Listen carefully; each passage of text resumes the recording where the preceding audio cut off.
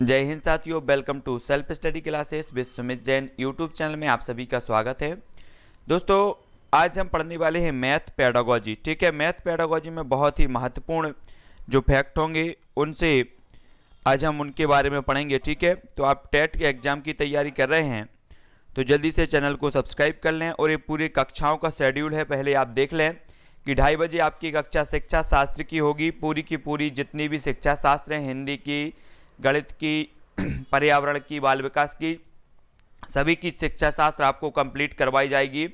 रोज 2:30 बजे आपकी होगी शिक्षा शास्त्र की क्लास, शाम को 4 बजे हिंदी साहित्य की क्लास होती है, शाम को 6:30 बजे पर्यावरण अध्ययन और 7:15 बजे आपकी बाल विकास की क्लास होगी। ठीक है, 9 बजे फिर हिंदी साहित्य की क्लास होती है और 11:30 बजे करंट अफेयर्स की क्लास होती है। जो जिस टाइम पढ़ना चाहते हैं, जो पढ़ना चाहते हैं वो अपनी अपनी क्लास से संबंधित पढ़ेंगे। ठीक है, तो ये क्लास का पूरा शेड्यूल है, तो सभी लोग देख लें और स्टार्ट करेंगे आज का वीडियो। ठीक है, तो सभी लोग वीडियो को लाइक कर दें और शेयर जरूर करना है। गणितीय तार्किक चिंतन की प्रकृति, बालक के चिंतन, तर्क शक्ति, पैटर्नों तथा अर्थ निकालने और अधिगम की कार्य नीतियों को समझना एक गणित में हमारा पहला टॉपिक है। ठीक है, गणित में क्या है, ये हमारा पहला टॉपिक है, तो इसको आज हम पढ़ते हैं। इससे संबंधित जितने भी प्रश्न परीक्षाओं में आए हुए हैं उन प्रश्नों को कंप्लीट करेंगे आज।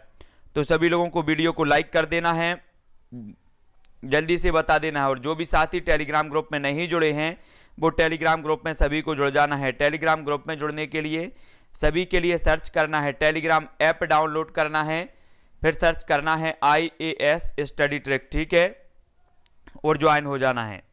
आज का जो हमारा पहला प्रश्न है दोस्तों, वो क्या है कि प्रेरणा, क्रियाकलाप व समायोजन गणित शिक्षण के किस पक्ष से संबंधित है।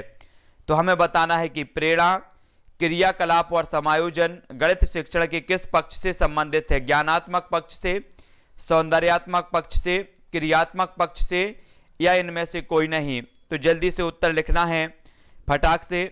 उत्तर क्या हो जाएगा, सभी लोग लिखेंगे।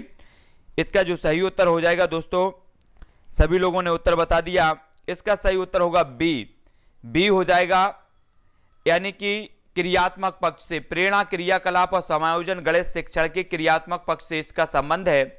सिम्पसन के अनुसार क्रियात्मक पक्ष के स्तर हैं प्रत्यक्षीकरण, व्यवस्था, कार्य प्रणाली, निर्देशात्मक, अनुक्रिया, समायोजन इत्यादि। अतः प्रेरणा, क्रियाकलाप और समायोजन शिक्षण के जो है क्रियात्मक पक्ष हैं। तो ठीक है, इसी प्रकार से अपने पूरे के पूरे प्रश्न होंगे, प्रश्नों के साथ में व्याख्या भी दी होगी जिसको आपको बहुत अच्छे से समझ में भी आएगा। ठीक है, तो सभी लोगों को टेस्ट भी देना है और हम व्याख्या भी साथ में क्लियर करते जाएंगे। अब हमें बताना है कि विद्यार्थी में रुचियों, संवेगों तथा मनोवृत्तियों का विकास गणित शिक्षण के किस पक्ष से संबंधित है। उत्तर हमें बताना है, जल्दी से लिखो। रुचियों, संवेगों तथा मनोवृत्तियों का जो विकास है वो गणित शिक्षण के किस पक्ष से संबंधित है। ज्ञानात्मक पक्ष से, क्रियात्मक पक्ष से, भावात्मक पक्ष से, या इनमें से कोई नहीं। जल्दी से उत्तर लिखना है और वीडियो को सभी को लाइक करना है। जल्दी से लिखेंगे उत्तर क्या हो जाएगा इसका, सभी लोगों को फटाफट से आंसर बताना है। ये किसी ना किसी परीक्षा में आए हुए प्रश्न हैं, तो जल्दी से उत्तर लिखो। इसका जो सही उत्तर हो जाएगा दोस्तों वो क्या होगा, वो होगा बी, यानी कि भावात्मक पक्ष से। रुचियों, संवेगों तथा मनोवृत्तियों का जो विकास है वो भावात्मक पक्ष से इनका संबंध होता है। गणित शिक्षण के भावात्मक पक्ष से के अंतर्गत विद्यार्थियों में रुचियां, संवेग, मनोवृत्तियों का विकास किया जाता है। सभी लोगों को याद रख लेना है। अगला क्वेश्चन देख लेते हैं। अगला क्वेश्चन है कि गणित की अच्छी पाठ्यपुस्तक के चयन के समय हमें किस बात का ध्यान रखना चाहिए। जल्दी से हमें उत्तर बताना है। गणित की अच्छी पाठ्यपुस्तक के चयन के समय हमें किस बात का ध्यान रखना है। 4 विकल्प भी हमारे सामने मौजूद हैं, तो जल्दी से कमेंट में लिखना है। महिमा जी, रितेश जी, राहुल जी, ज्योति जी, सभी लोग उत्तर बताएंगे। इसका उत्तर क्या हो जाएगा, सभी लोगों का आंसर आ रहा है पर्याप्त मात्रा में उदाहरण एवं प्रश्नावली शामिल हों।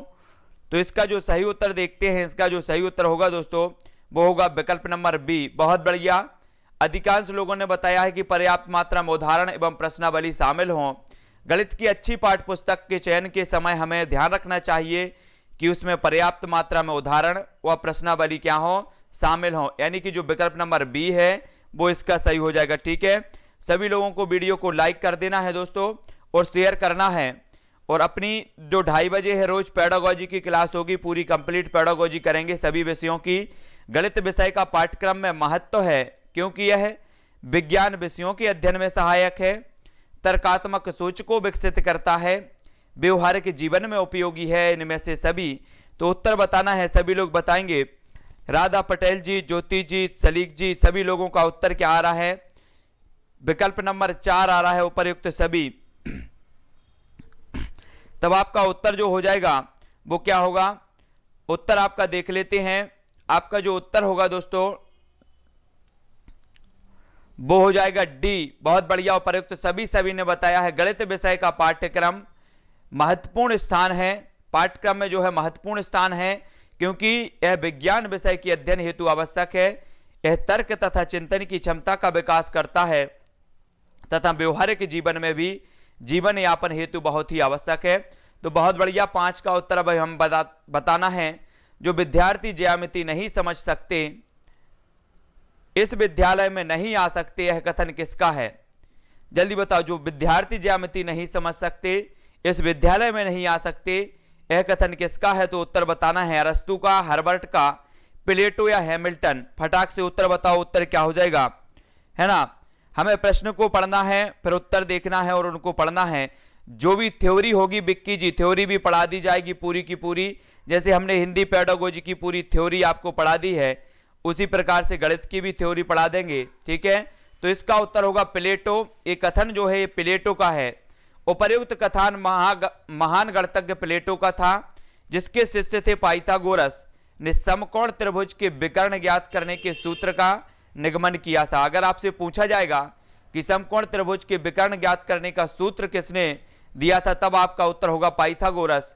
और प्लेटो ने कहा था कि जो विद्यार्थी ज्यामिति नहीं समझ सकते इस विद्यालय में नहीं आ सकते। तो प्लेटो इसका आंसर सही हो जाएगा, विकल्प नंबर सी। ठीक है, जो भी हमारे नए साथी हैं वो सब्सक्राइब जरूर कर लेना। गणित की पाठ्य पुस्तक में विषय वस्तु का संगठन होना चाहिए। तो जल्दी बताओ, अध्यापक के अनुसार, पाठ्यक्रम के अनुसार, विद्यार्थियों के अनुसार या इनमें से कोई नहीं? जल्दी से कमेंट में लिखना है। प्रश्न क्रमांक 6 का उत्तर क्या हो जाएगा? फटाफट से लिखना है। प्रीति जी, विजय जी, ज्योति जी, सोनल जी, सुजान अली जी, नेहा जी। उत्तर जो इसका हो जाएगा सही वो क्या होगा? सभी लोगों का जो आंसर आया है वो आया है सी। तो इसका सही उत्तर होगा पाठ्यक्रम के अनुसार। गणित की पाठ्य पुस्तक में विषय वस्तु का संगठन होना चाहिए, तो पाठ्यक्रम के अनुसार होना चाहिए। पाठ्यक्रम के अनुसार पाठ्य पुस्तक में विषय वस्तु का संगठन होना चाहिए। जो भी पाठ्यक्रम है उसके अनुसार ही पाठ्य पुस्तक में विषय वस्तु होनी चाहिए, यानी कि जो विकल्प नंबर बी है वो इसका आंसर सही हो जाएगा। ठीक है, बी नंबर का इसका सही है। अगला क्वेश्चन है, कुमकुम जायसवाल जी, बहुत बढ़िया, जगदीश जी। अगला क्वेश्चन है, भास्कर की लीलावती पुस्तक का अंग्रेजी में अनुवाद किसने किया है?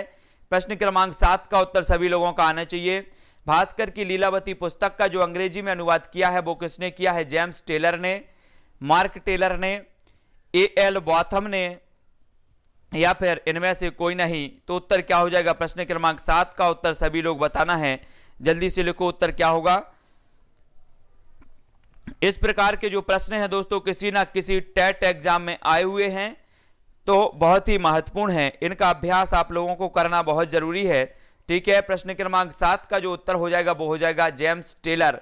जेम्स टेलर इसका सही है। जेम्स टेलर ने भास्कर द्वारा रचित लीलावती पुस्तक का अंग्रेजी में भाषा अनुवाद किया था। ठीक है, बहुत बढ़िया। अगला क्वेश्चन है, गणित सभ्यता का दर्पण है, यह कथन गणित के किस मूल्य से संबंधित है? प्रश्न क्रमांक 8 का उत्तर हमें बताना है। ठीक है, और जो भी पुस्तक खरीदना चाहते हैं वो यूथ कंपटीशन टाइम्स की पुस्तक खरीद सकते हैं। बढ़िया है, उसमें यूथ कंपटीशन टाइम्स है ना, तो सभी लोग खरीद सकते हैं यूथ कंपटीशन टाइम्स की बुक। गणित सभ्यता का दर्पण है, यह कथन गणित के किस मूल्य से संबंधित है? तब आप सभी का जो उत्तर आ रहा है वो आ रहा है उपरोक्त सभी। बहुत बढ़िया, गणित सभ्यता का दर्पण है, यह कथन सांस्कृतिक, सामाजिक, अनुशासन सभी मूल्यों को परिलक्षित करता है, यानी कि जो विकल्प नंबर डी है वो इसका सही हो जाएगा। ठीक है, बहुत बढ़िया। अगला क्वेश्चन है, गणित की पाठ्य पुस्तक में विषय वस्तु को विकसित करना चाहिए। अभ्यास के क्रम में, तार्किक क्रम में, समस्यात्मक क्रम में, इनमें से सभी। तो उत्तर बताना है सभी लोगों को। गौरव जी, जगदीश जी, विजय जी, जल्दी से उत्तर बताओ। प्रश्न क्रमांक 9 का उत्तर क्या हो जाएगा कि गणित की पाठ्य पुस्तक में विषय वस्तु को विकसित करना चाहिए, किस प्रकार से हमें करना है। तब आपका उत्तर क्या होगा, जल्दी से उत्तर बताना है। शिल्पी जी, लोकेश जी, उत्तर क्या होगा। अनुज तिवारी जी, प्रश्न क्रमांक जो 9 का उत्तर हो जाएगा वो क्या हो जाएगा, गणित की पाठ्य पुस्तक में विषय वस्तु को विकसित करना चाहिए, तार्किक क्रम में, अभ्यास क्रम में या समस्यात्मक क्रम में। तब आपका जो उत्तर हो जाता है वो क्या हो जाता है, बी, यानी कि गणित की पाठ्य पुस्तक में विषय वस्तु तार्किक क्रम में विकसित करना चाहिए। अभ्यास का क्रम तथा समस्यात्मक क्रम विषय वस्तु के प्रस्तुतिकरण के बाद की क्रियाएं हैं, तो सबसे पहले कैसी होनी चाहिए, तार्किक क्रम में। ठीक है, विकल्प नंबर बी इसका सही हो जाएगा। ठीक है, थोड़ा सा प्रश्न को पढ़ना है हमें, बिल्कुल भी आंख मूंद कर विकल्प नंबर डी नहीं लगाना कि उपर्युक्त सभी दिया है तो हमने उपर्युक्त सी लगा दिया है ना। तो सभी लोगों को थोड़ा सा प्रश्न भी पढ़ना है। गणित की पाठ लीलावती पुस्तक किसने लिखी है, जल्दी से उत्तर बताना है। प्रश्न क्रमांक 10 का उत्तर क्या हो जाएगा, ब्रह्मगुप्त ने, भास्कराचार्य ने, आर्यभट्ट ने या फिर रामानुजन ने।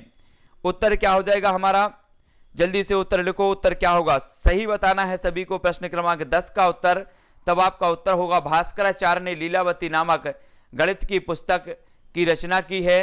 तब आपका उत्तर हो जाएगा विकल्प नंबर डी। ठीक है, बहुत बढ़िया, अधिकांश लोगों ने उत्तर सही बताए हैं। सुरेंद्र जी, राहुल जी, अंजना जी, कुमकुम जी। अगला क्वेश्चन है, सह संबंध के दो चरों में पाए जाने वाले संयुक्त संबंध का पता चलता है, कथन किसने कहा है। जल्दी से उत्तर बताना है।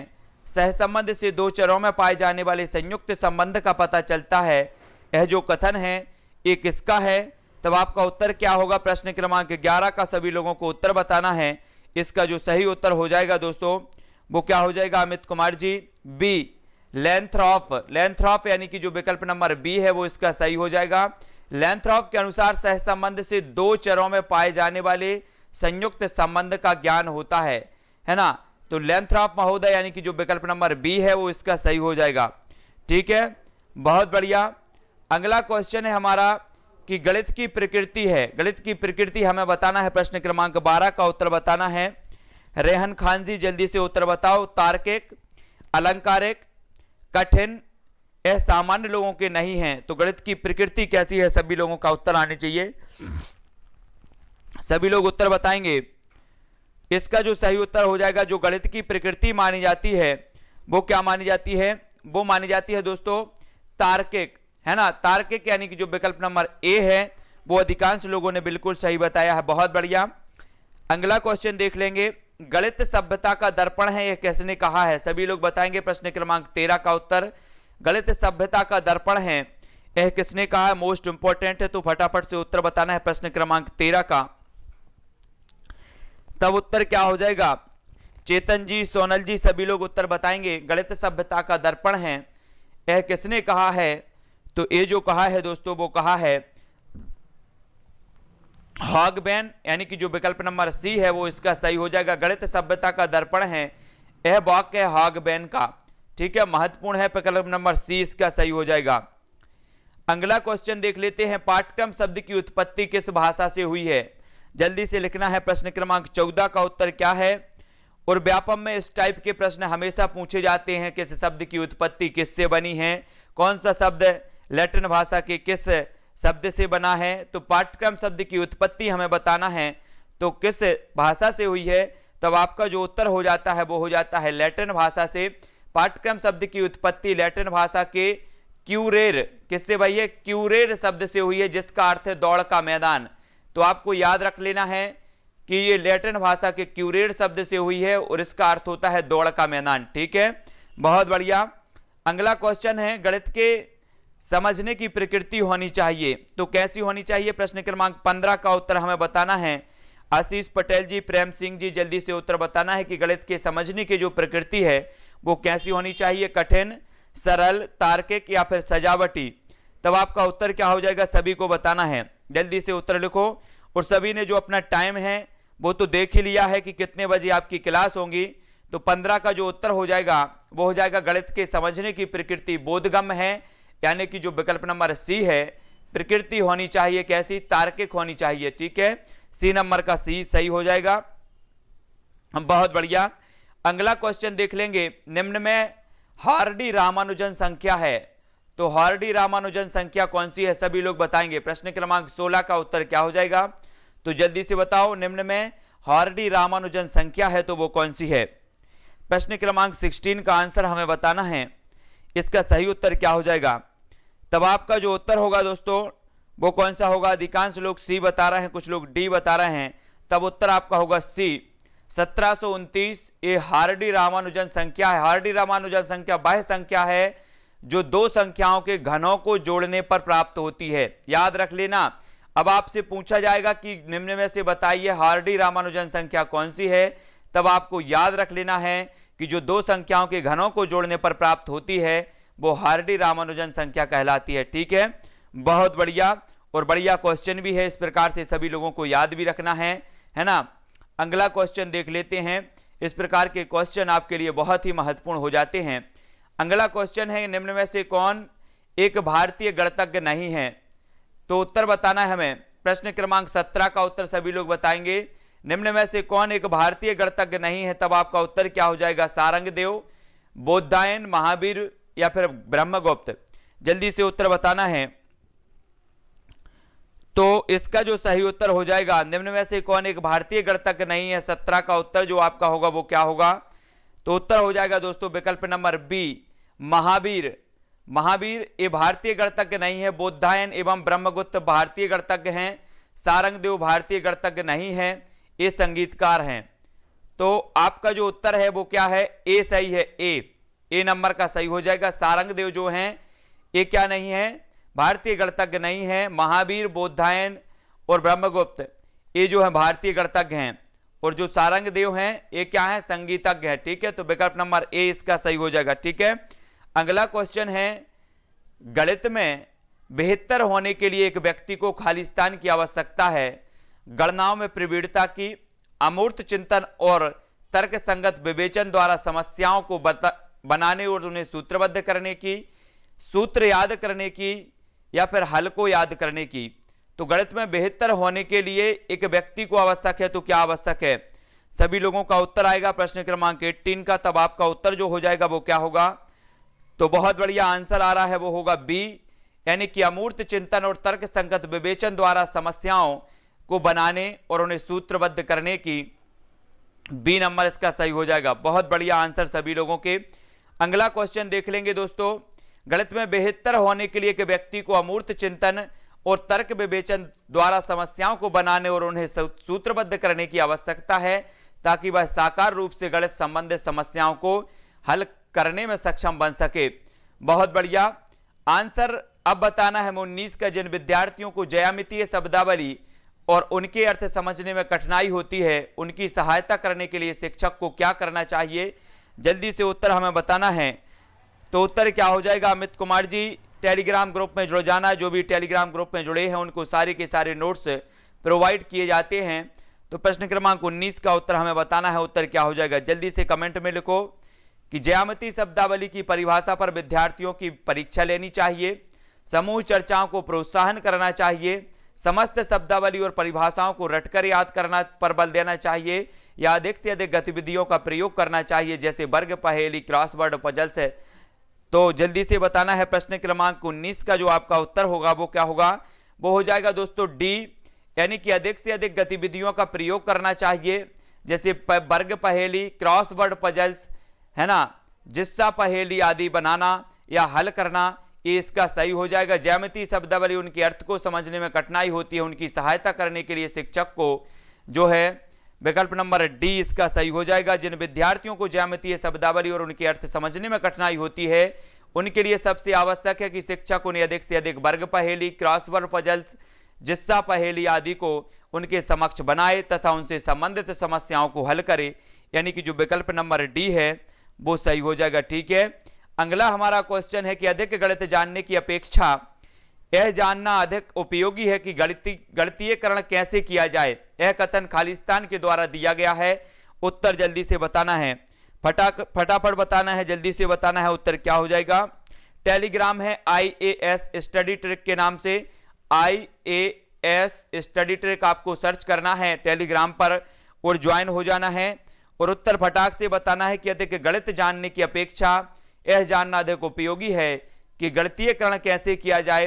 यह कथन खालिस्तान के द्वारा दिया गया। तब आपका जो उत्तर हो जाएगा दोस्तों वो होगा ए, यानी कि डेविड व्हीलर द्वारा दिया गया। विकल्प नंबर ए इसका सही हो जाएगा। डेविड व्हीलर ने यह कथन दिया कि अधिक गणित जानने की अपेक्षा यह जानना अधिक उपयोगी है कि गणितीयकरण कैसे किया जाए, यानी कि विकल्प नंबर जो ए है वो इसका सही हो जाएगा। ठीक है, बहुत बढ़िया। पुष्पेंद्र जी, रामकिशन जी, रेखा जी, राहुल जी, प्रियंका जी, सभी लोगों के बिल्कुल आंसर सही आ रहे हैं। विद्यालयों में प्रसिद्ध गणितज्ञ श्रीनिवास रामानुजन के जन्म की जयंती की स्मृति पर CBSE ने गणित सप्ताह मनाने की घोषणा की, है ना। गणित का अर्थ है तो क्या है, गणित वीक बनाने की, तो गणित का अर्थ क्या है सभी लोगों को बताना है। 4 विकल्प भी आपके सामने मौजूद हैं। कौन कौन से मौजूद हैं, ये रहे 4 विकल्प आपके। गणित का अर्थ क्या है, संख्या, नवाचार और तकनीक में योग्यता में वृद्धि, संख्यात्मक नवाचार और प्रशिक्षण में अभिवृत्ति में वृद्धि, संख्यात्मक नवाचार और प्रशिक्षण में योग्यता में वृद्धि, या संख्यात्मक नवाचार और तकनीक में अभिवृत्ति में वृद्धि। सभी लोगों का आंसर जल्दी से आना चाहिए। क्या हो जाएगा इसका सही उत्तर, सभी लोगों को बताना है, गणित का अर्थ बताना है। तो उत्तर क्या होगा, हिना जी, अंजना जी, पुष्पा जी, सभी लोग बताएंगे उत्तर क्या होगा। तब सभी लोगों का उत्तर आ रहा है क्या, अधिकांश लोग सी बता रहे हैं, कुछ लोग डी बता रहे हैं, कुछ लोग ए बता रहे हैं। आपका उत्तर होगा बी, संख्यात्मक नवाचार और प्रशिक्षण में अभिवृत्ति में वृद्धि, यानी कि बी नंबर इसका सही हो जाएगा। ठीक है, बहुत बढ़िया, बी नंबर इसका सही है। अगला क्वेश्चन है, प्रत्येक विषम प्राकृत संख्या एक अभाज्य उत्पत्ति की निम्नलिखित विधियों में से किसका प्रयोग जो है उपर्युक्त कथन के प्रमाण खंडन हेतु किया जा सकता है। प्रत्येक विषम प्राकृत संख्या एक अभाज्य संख्या उत्पत्ति की निम्नलिखित विधियों में से किसका प्रयोग उपर्युक्त कथन के प्रमाण खंडन हेतु किया जा सकता है। तो जल्दी से उत्तर बताना है। प्रश्न क्रमांक 22 का उत्तर बताना है। प्रतिवाद द्वारा उत्पत्ति, खंडन विधि, प्रत्यक्ष उत्पत्ति या फिर प्रति स्थिति द्वारा उत्पत्ति। तो इसका आंसर क्या हो जाएगा, प्रश्न क्रमांक 22 का उत्तर बताना है। तो सभी लोगों ने थोड़ा थोड़ा कंफ्यूजन, इसका जो उत्तर होगा वो होगा प्रति स्थिति द्वारा उपपत्ति। प्रत्येक विषम प्राकृत संख्या एक अभाज्य संख्या है। विषम संख्या वह संख्या है जो 2 से विभाजित ना हो। ठीक है, अतः प्रति स्थिति द्वारा उपपत्ति के आधार पर इसकी व्याख्या संभव है। ठीक है, यानी कि जो विकल्प नंबर डी है वो इसका सही हो जाएगा। आशीष पटेल जी, रेखा जी, बहुत बढ़िया। गणित में दुश्चिंता के लिए निम्न में से कौन सा घटक उत्तरदायी नहीं है, जल्दी से बताओ। गणित में दुश्चिंता के लिए निम्न में से कौन सा घटक है जो उत्तरदायी नहीं है। पाठ्यक्रम, लिंग, विषय की प्रकृति या फिर परीक्षा पद्धति। तब प्रश्न क्रमांक 23 का आंसर क्या हो जाएगा। सोनल सिंह जी, सुरेंद्र जी, उत्तर हमें बताना है। तो जल्दी से उत्तर बताओ। सभी लोगों का जो आंसर आ रहा है वो क्या आ रहा है, सी। तब आपका उत्तर होगा सी। बहुत बढ़िया। गणित में दुश्चिंता के लिए निम्नलिखित में से कौन सा घटक उत्तरदायी नहीं है, तो वो नहीं है लिंग, यानी कि विकल्प नंबर सी इसका सही हो जाएगा। गणित में दुश्चिंता के लिए लिंग घटक उत्तरदायी नहीं है। गणितीय समस्याओं के समाधान में लिंग घटक की कोई भूमिका नहीं होती, जबकि पाठ्यक्रम, विषय की प्रकृति एवं परीक्षा पद्धति समस्याओं को जटिल या सरल बनाते हैं, अर्थात दुश्चिंता के विषय हैं। तो सभी को याद रख लेना है। अगला हमारा जो प्रश्न है, निम्न में से कौन सा कथन सही है। तो 24 का आंसर सभी को बताना है। 2 अभाज्य संख्याओं का योगफल सदैव अभाज्य संख्या होती है। सबसे छोटी अभाज्य संख्या 1 है। एक भाज्य संख्या विषम संख्या हो सकती है, कोई सम अभाज्य संख्या नहीं है। तो 24 का आंसर बताना है। कौन सा कथन सही है बताना है। तो उत्तर क्या हो जाएगा, सभी लोगों का आंसर आना चाहिए। और रोज आपकी 2:30 बजे क्लास होगी पेडागोजी, जो भी आपकी पेडागोजी है मैथ की कंप्लीट होगी सबसे पहले, फिर उसके बाद अन्य विषयों की होगी। तब आपका जो आंसर आ रहा है दोस्तों 24 का, वो क्या आ रहा है, सी, कि एक अभाज्य संख्या विषम संख्या हो सकती है। एक भाज्य संख्या विषम संख्या हो सकती है, यानी कि जो विकल्प नंबर सी है वो इसका सही हो जाएगा। ठीक है, किन्हीं दो अभाज्य संख्याओं का योग है ना, 3 + 5 = 8 एक सम संख्या है, सबसे छोटी अभाज्य संख्या होती है 2। तो भाज्य संख्या, एक भाज्य संख्या विषम संख्या हो सकती है, ये बिल्कुल सही है सी नंबर का। अगला क्वेश्चन देख लेते हैं, भाज्य संख्या विषम संख्या हो सकती है, जैसे 9, 15, 21 आदि ये विषम भाज्य संख्या हैं। ठीक है, तो 2 एक ऐसी संख्या है जो सम भी है और अभाज्य भी है, तो सभी लोगों को पता है। अगला क्वेश्चन देख लेते हैं, निम्नलिखित में से कौन सा पहलू बीजगणित में महत्वपूर्ण नहीं है? सामान्यीकरण, मानसिक चित्रण, माप, क्रम परिवर्तन। तो 25 का आंसर क्या होगा, जल्दी से उत्तर बताना है। जल्दी बताओ, निम्न में से कौन सा पहलू बीजगणित में महत्वपूर्ण नहीं है? तब आपका उत्तर क्या होगा? तो उत्तर बताना है, सभी को बताना है। रितु जी, प्रीति जी, सभी लोग उत्तर बताएंगे। तो आपका जो 25 का जो आंसर हो जाएगा दोस्तों, वो क्या होगा, वो होगा सी, यानी कि माप। कौन सा पहलू बीजगणित में महत्वपूर्ण नहीं है? तो वो माप नहीं है, सी नंबर का इसका सही हो जाएगा। बीजगणित में माप महत्वपूर्ण नहीं है, जबकि सामान्यीकरण, मानसिक चित्रण तथा क्रम परिवर्तन ये बीजगणित के पहलू, प्रमुख पहलू हैं। मापन रेखा गणित का पहलू है, मापन जो होता है वो रेखा गणित का पहलू माना जाता है, ये बीजगणित का पहलू नहीं है। तो विकल्प नंबर जो सी है वो इसका सही हो जाएगा। ठीक है, अगला क्वेश्चन देख लेते हैं। बहुत बढ़िया तरीके से आप लोग उत्तर भी बता रहे हैं। अगला जो हमारा क्वेश्चन है दोस्तों, वो क्या है, वो है गणित में निम्नलिखित पदों में से कौन सा पद परिभाषित है? 26 का आंसर बताना है, समतल, बिंदु, रेखा या चतुर्भुज के विकर्ण। तो 26 का आंसर क्या हो जाएगा, जल्दी से उत्तर लिखो। गणित में निम्न पदों में से कौन सा पद परिभाषित है? तो उत्तर बताना है जल्दी से। अब रही बात पुस्तक की, तो पुस्तक में आप सभी को बता चुका हूं, बार बार बता चुका हूं कि आपको यूथ कंपटीशन टाइम की बुक खरीद लेनी है, जिसको भी खरीदना हो। बहुत बढ़िया बुक है और बढ़िया अच्छा दिया है। तो उत्तर है बिंदु। ठीक है, पदों में कौन सा पद परिभाषित है? तो वो बिंदु है। ठीक है, याद रख लेना, विकल्प नंबर जो बी है वो इसका सही हो जाएगा। ठीक है, अगला क्वेश्चन है कि गणित की परियोजनाओं के बारे में निम्नलिखित कथनों में से कौन सा सही नहीं है? वे अन्वेषण कौशल को प्रोत्साहित करते हैं, वे गणित में अंक प्राप्त करना आसान करते हैं, वे समस्या समाधान कौशल को बढ़ाते हैं, वे अंतर विषय अनुबंधों को सिद्ध करते हैं। तो 27 का आंसर हमें बताना है। पूजा शर्मा जी, जल्दी से उत्तर बताओ, क्या हो जाएगा 27 का आंसर? तब आप सभी का जो आंसर आ रहा है वो क्या आ रहा है, गणित की परियोजनाओं के बारे में निम्नलिखित कथनों में से कौन सा सही नहीं है? तो इसका जो सही उत्तर हो जाएगा दोस्तों, वो होगा बी, यानी कि वे गणित में अंक प्राप्त करना आसान करते हैं। ये जो है परियोजनाओं के बारे में सही नहीं है। गणित की परियोजनाओं द्वारा क्षेत्रों के अन्वेषण कौशल को बढ़ावा मिलता है, वे स्वयं समस्या समाधान कर पाने में सक्षम हो पाते हैं तथा अर्जित कौशल अन्य विषय क्षेत्र में भी उपयोगी होता है। सिर्फ गणित विषय में अच्छा अंक प्राप्त करना एक संकुचित अवधारणा है, यह परियोजना विधि का उद्देश्य नहीं है। तो विकल्प नंबर जो बी है वो इसका सही होगा। अगला क्वेश्चन है, ज्यामिति में उपपत्ति लिखना संकेत करता है, तो क्या संकेत करता है? 28 का आंसर हमें बताना है। तो जल्दी से बताओ, ज्यामिति में उपपत्ति लिखना संकेत करता है, फटाफट से उत्तर बताना है। तब आपका उत्तर क्या हो जाएगा? जो भी हमारे नए साथी हैं, राकेश जी, सुनील जी, वो सभी वीडियो को लाइक कर देना है। ठीक है, और शेयर जरूर कर देना है। 28 का जो आंसर होगा वो सी होगा।